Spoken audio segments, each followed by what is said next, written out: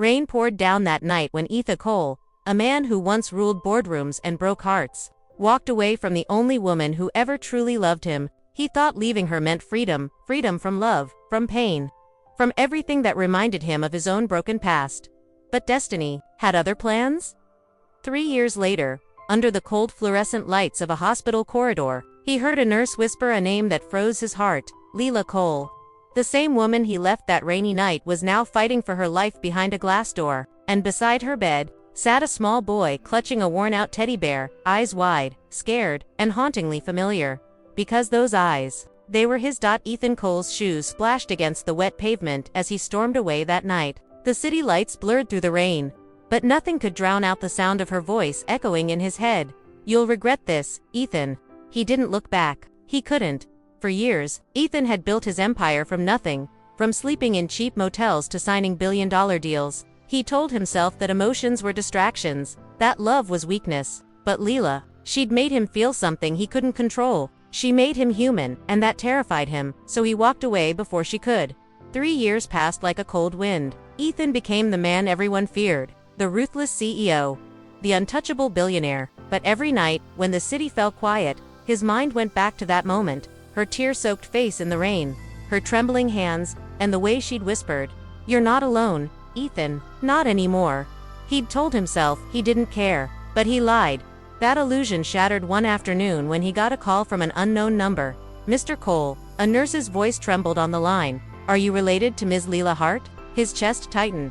"Why?" "She was admitted after an accident. She listed you as her emergency contact." Ethan froze. He hadn't spoken to her in years. Yet, somehow, she still had his name. Within minutes, he was in his car, speeding through red lights, rain slapping against the windshield like punishment from the heavens. His hands shook as he gripped the steering wheel. The man who never lost control was unraveling. When he finally reached the hospital, the sterile scent of antiseptic hit him like a wave. The white walls, the murmuring nurses, everything blurred until he saw her name on a door plate. Leela Hart, room 407. He hesitated. For the first time in years, Ethan Cole felt fear, not of loss, but of facing what he'd done. The nurse looked at him sympathetically. "She's unconscious, sir. She's stable for now, but there's someone waiting inside." "Someone?" She nodded toward the room. "Her son." Ethan frowned. "Her son?" He pushed open the door slowly. The faint beeping of the monitor filled the silence. Lila lay there, pale but still achingly beautiful, her hand resting beside a small boy who couldn't have been more than 3. The child looked up at him, startled. His hair was the same shade of dark brown as Ethan's, his eyes sharp, deep, and gray mirrored the one staring back at him. The boy held a teddy bear close and whispered shyly, "Mommy said Daddy was busy at work." Ethan's world stopped. He stumbled back, his breath catching. "What? What did you just say?" The boy tilted his head. "Are you Daddy?" His throat tightened. Every wall he'd built began to crumble. The nurse gently placed a hand on his arm. "He's been waiting here for days. We didn't know how to reach you until she woke up long enough to give your number, before she collapsed again." Ethan couldn't speak. His mind screamed denial. But his heart, for the first time in years, whispered truth. He moved closer, his fingers trembling as he touched the boy's shoulder. "What's your name, little one?" "Liam," the boy said softly. "Mommy said my name is from you. She said you liked it." Ethan's eyes stung. He remembered. The night before he left, Leela had told him, "If I ever have a son, I'll name him Liam because it means strong-willed." Now here he was, their son. Tears burned behind his eyes, emotions he'd buried under wealth, pride, and pain.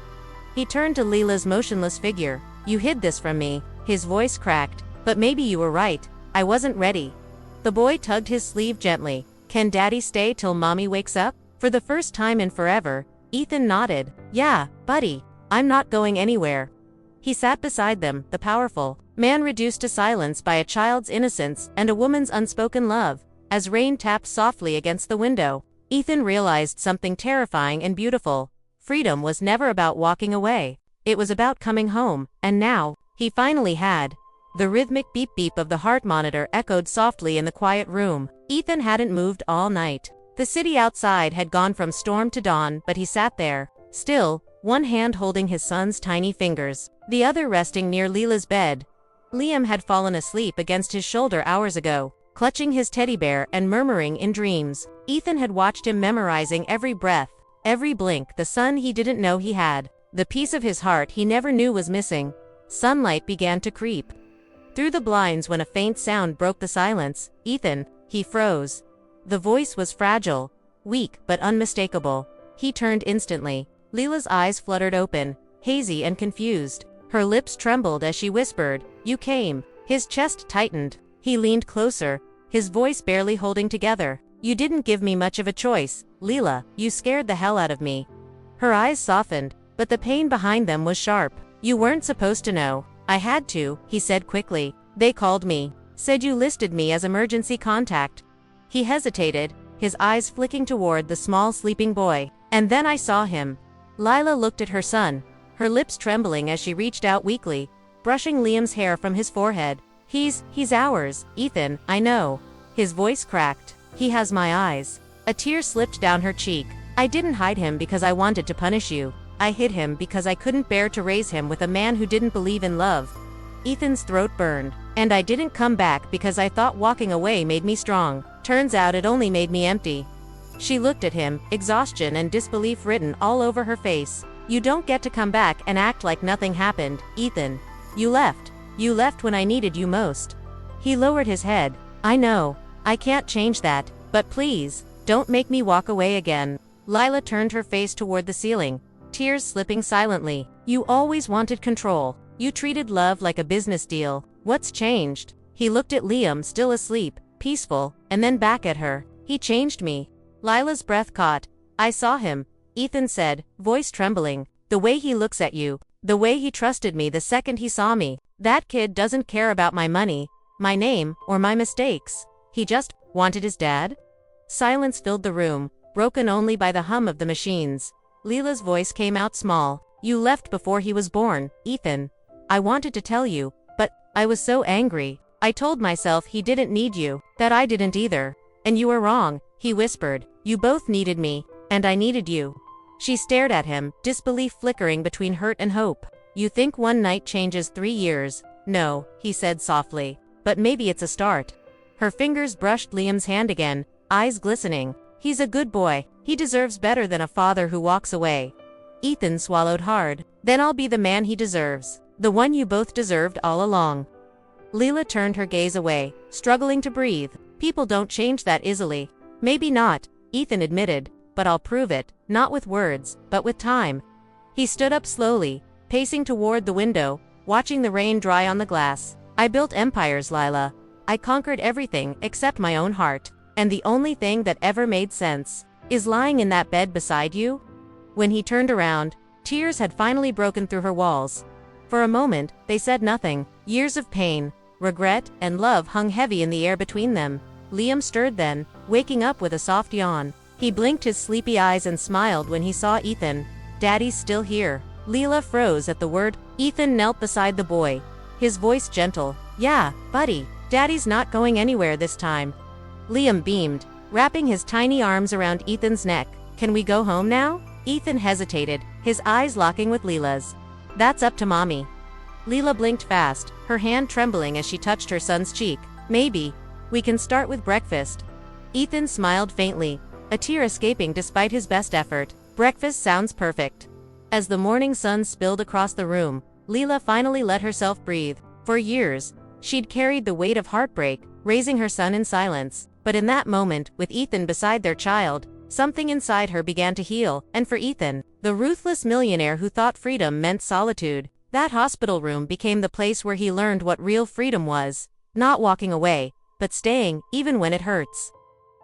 3 days later, the storm had passed outside and inside. The hospital corridors that once echoed with sirens now smelled faintly of hope and antiseptic. Ethan stood at the window of Leela's room again, watching the sunrise paint gold over the city. For once, he wasn't thinking about meetings, deals, or money. He was thinking about breakfast with his son, and how Lila smiled faintly. Carefully, when she handed him coffee that morning. Lila was sitting up now, color returning to her cheeks. Liam sat beside her on the bed, drawing with crayons the nurse had given him. His laughter filled the room, chasing away the ghosts of years gone by. Ethan turned to them, eyes soft. "He's really got your smile," he said quietly. Leela glanced up, a gentle, tired smile forming. "And your stubbornness." He chuckled. So? We're in trouble. Their laughter mingled for the first time in years, awkward but real. Then silence returned. The kind that carried words neither wanted to say. Leela looked at the 4 in her arm and whispered, "They said I was lucky to survive the accident. Sometimes I think, it wasn't luck, maybe it was a second chance."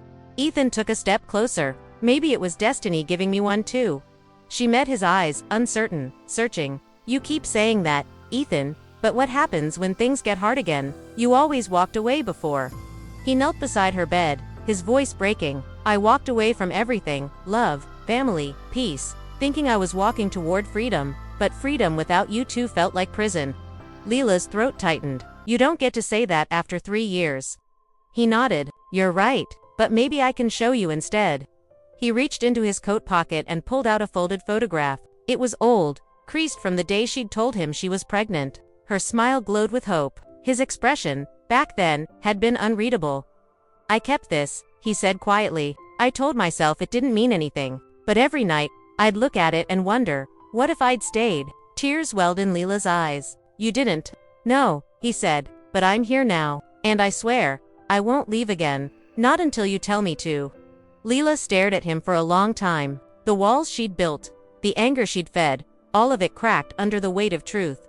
Liam looked up from his drawing, curious. "Mommy, are you crying?" She wiped her tears quickly, smiling. "No, baby, Mommy's just happy." Ethan swallowed hard, fighting the lump in his throat. Liam jumped down from the bed and ran to Ethan, holding out his drawing. "Look, I made us." Ethan took it, 3 stick figures, holding hands under a big yellow sun. Above them, in crooked letters, Liam had written, "Mommy, Daddy, and me." Something inside Ethan shattered and rebuilt itself all at once. He hugged his son tightly, whispering into his hair, "It's perfect, buddy, just perfect." When he looked up again, Lila's eyes were wet, but she didn't look away this time. The nurse entered then, smiling. "Discharge papers are ready. You two can go home today." Lila froze home. The word carried weight she hadn't felt in years. Ethan rose to his feet. "I'll drive you," he said simply. Lila hesitated. "Ethan," he held up a hand. "No expectations, no promises, just, let me take you home." After a pause, she nodded. "Okay." The rain had stopped when they stepped outside. The city glistened under pale sunlight. Leela walked slowly, hand in Liam's, while Ethan carried her bag. The car waited at the curb, sleek, black, expensive but inside. It felt strangely peaceful. Liam hummed softly from the back seat, playing with his toy airplane. Lila watched him through the mirror, a faint smile on her lips. "You know," she said quietly, "he used to ask about his dad, every night.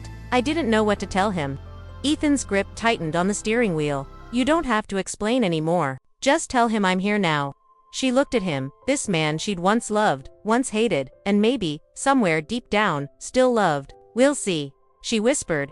They reached her apartment. Ethan carried Liam inside, the boy talking endlessly about cartoons and crayons. Leela followed, watching the two of them together, the sight she never thought she'd see. Liam ran to his mother, tugging her sleeve. "Mommy, can Daddy stay for pancakes?" Ethan's heart almost stopped. Leela looked at him, and this time, she smiled. "Yeah," she said softly, "Daddy can stay."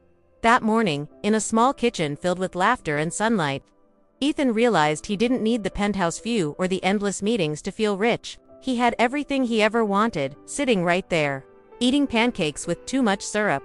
For the first time, the Millionaire CEO didn't want power. He just wanted his family, and for Lila, the woman, who had lost everything and learned to survive alone, she finally let herself believe that.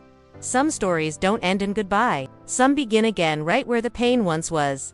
If this story touched your heart, don't forget to like, comment, and subscribe for more emotional stories of love, redemption, and second chances. Tell us, below, do you believe people can change when love gives them a second chance? Every view, every comment helps these stories reach someone who needs hope today.